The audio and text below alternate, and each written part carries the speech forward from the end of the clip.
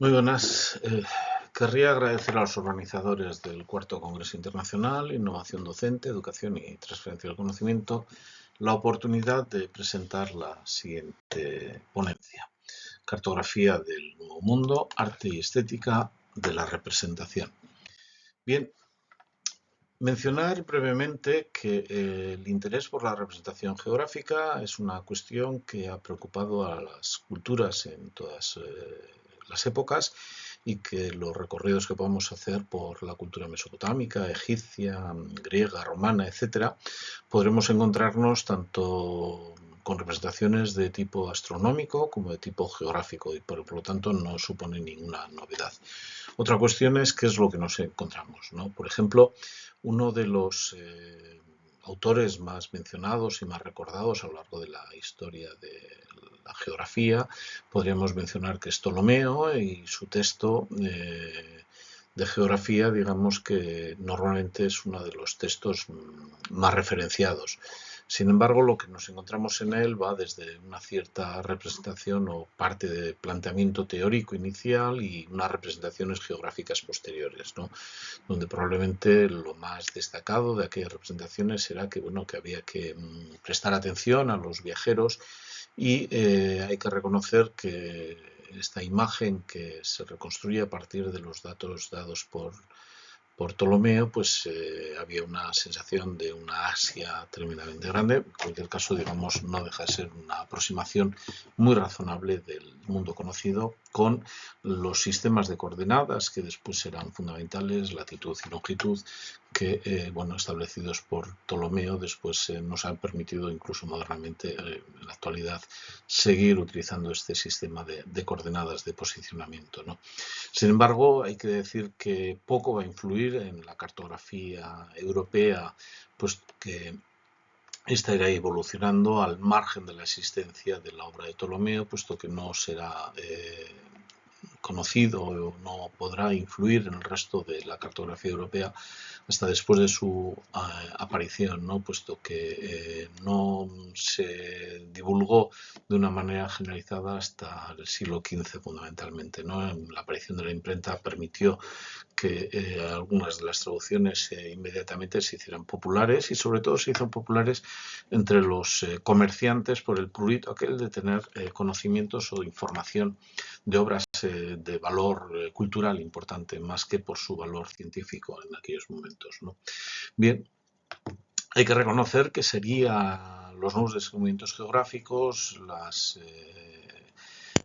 incursiones de Portugal y de Castilla por las costas de África y por el Atlántico las que llevarían a enfrentarse a una geografía hasta esos momentos desconocida, y que será sumamente atractiva para los geógrafos poder hacer representaciones de estos territorios desconocidos hasta ese momento, ¿no?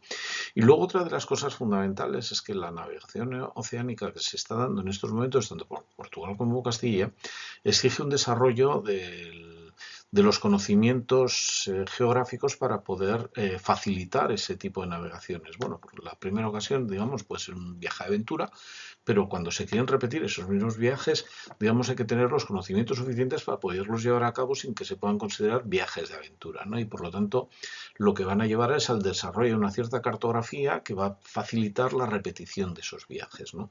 Bien, pues dentro de esa cartografía va a aparecer inmediatamente, al poco del descubrimiento del Nuevo Mundo y de la llegada a India por parte de los portugueses a través de África, pues digamos, vamos a encontrarnos con representaciones del Nuevo Mundo muy singulares, ¿no? Que son las que nos interesan.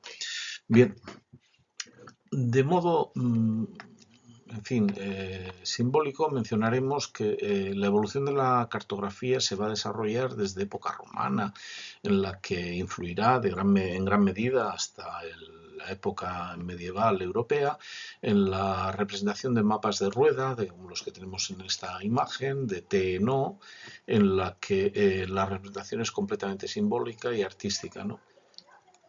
Lo más importante normalmente se representa en el centro, con independencia de la ubicación que pueda tener o los intereses, y después se distribuyen no haciendo una fidedigna imagen de lo que se quiere representar, sino que es alegórico y simbólico fundamentalmente y con una cierta dosis artística.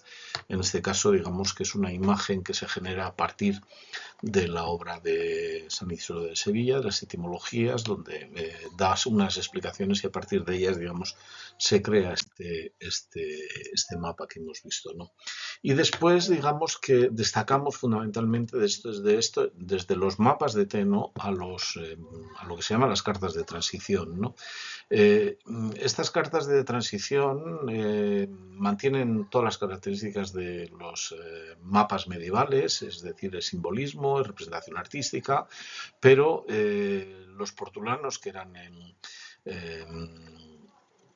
estas informaciones recogidas que representaban las costas y los accidentes geográficos y toda la información para los navegantes de los siglos XIV y XV, digamos, que se incorporan a estas cartas para dar una mayor precisión de los relieves, de las costas, de los puertos, etcétera, ¿no?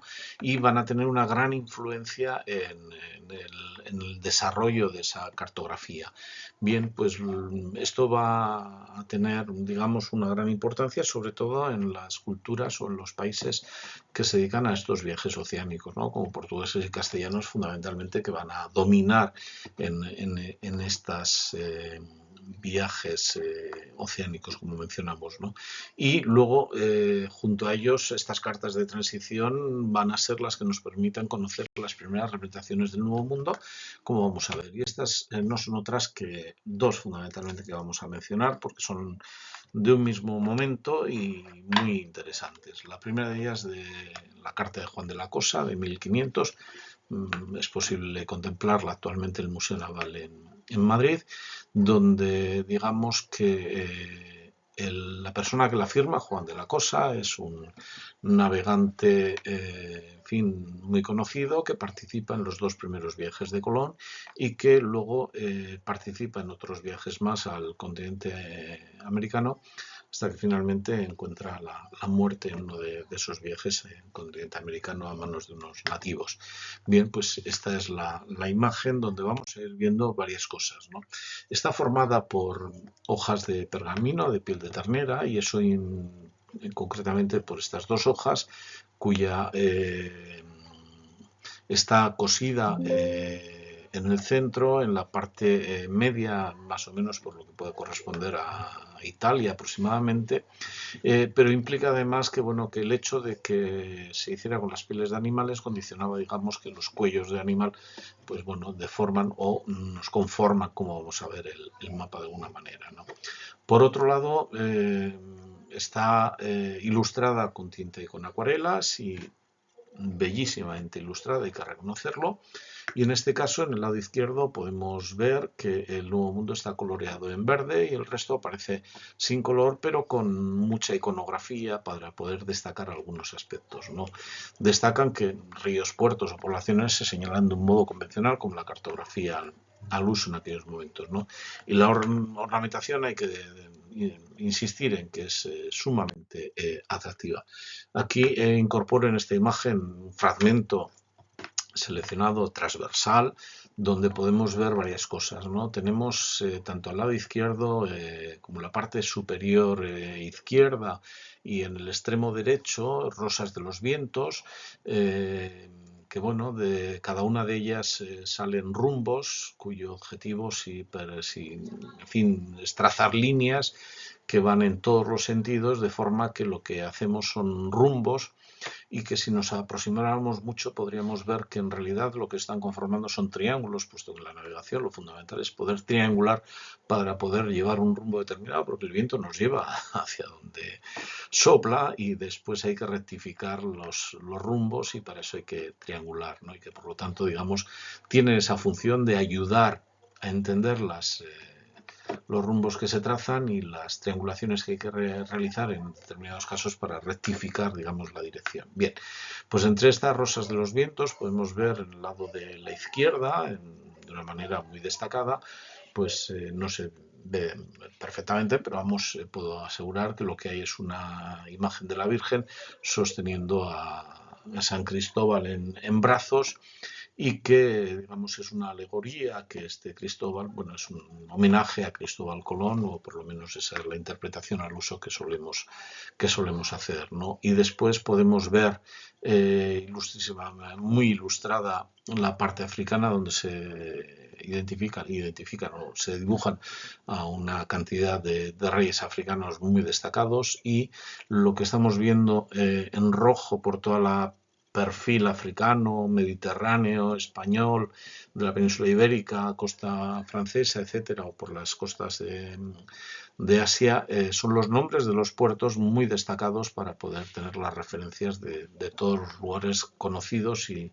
de referencia para poder estar en los barcos. Y luego, entre las muchas menciones que hay en esta carta, pues destacar, si nos fijamos en la parte superior derecha, podemos ver a los Reyes Magos viniendo de Oriente, en fin, como algo alegórico, ¿no? Por lo tanto, entendemos que tienen varias funciones, ¿no? La representación del mundo y la representación de cuestiones de tipo alegórico, sin otra intencionalidad, o una ornamental, de tipo ornamental, diríamos. La otra carta que destacamos en este momento es la de Cantino, de 1502. Aquí tenemos una carta igualmente de una belleza estética sorprendente, donde, digamos, podemos vislumbrar varias líneas, ¿no? Horizontales tenemos los dos, la línea del Ecuador claramente marcada, y después podemos ver en el lado izquierdo la demarcación, la línea de demarcación, el acuerdo de demarcación del Tratado de Tordesillas, que es otro de los aspectos destacados, ¿no? Sin embargo, a diferencia de la carta de Juan de la Cosa, que podemos, y viene firmada y se reconoce al autor y la firma del puerto de Santa María, en el caso de Cantino, el autor es desconocido, y Cantino no era otro que un espía, un agente encubierto del duque de Ferrara, que estaba en Lisboa y que, bueno, pues tiene mucho interés en trasladar al duque de Ferrara una copia del padrón real de los portugueses, para poder tener un conocimiento de la navegación que llevan a cabo y de los territorios que conocían los portugueses. Está bastante claro, ¿no? Evidentemente debió pagar una cantidad más que sustanciosa para hacerse una copia de ese padrón real. ¿Quién lo hizo? Pues digamos que es un terreno desconocido, en el que todavía se sospecha, por las dificultades que habría, es imposible poderlo conocer, ¿no? Son dimensiones muy similares, algo más grande que la de Juan de la Cosa.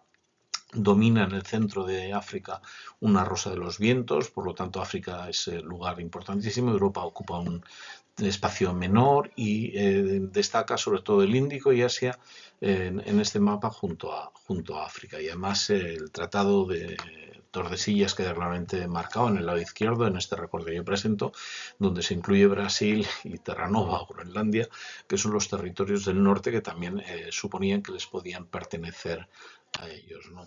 Como conclusión es decir que nada, que los viajes oceánicos van a transformar la geografía y la representación que se hace de los mapas geográficos, y que a su vez, digamos que hay una doble implicación. Lo mismo que los viajes transforman esta cartografía, digamos que la cartografía va a ayudar a la expansión territorial, ¿no? Porque va a facilitar llevar a cabo esos viajes, ¿no? Y por otro lado, estas cartografías que estamos mostrando se convertirían en símbolos de poder, y por lo tanto el interés que existía por parte de los poderes políticos y económicos de Europa por disponer de copias de estas ilustraciones, ¿no? Y por lo tanto son una cierta, y nos van a permitir entender la transición que se va a dar de una cartografía técnica a la cartografía, desde la cartografía simbólica y artística que suponían estas cartas que estamos mencionando, ¿no? Bien, no disponemos de más tiempo. Agradezco la atención que me hayan prestado, y ahora queda a disposición de ustedes por si desean hacer alguna pregunta o algún comentario. Gracias.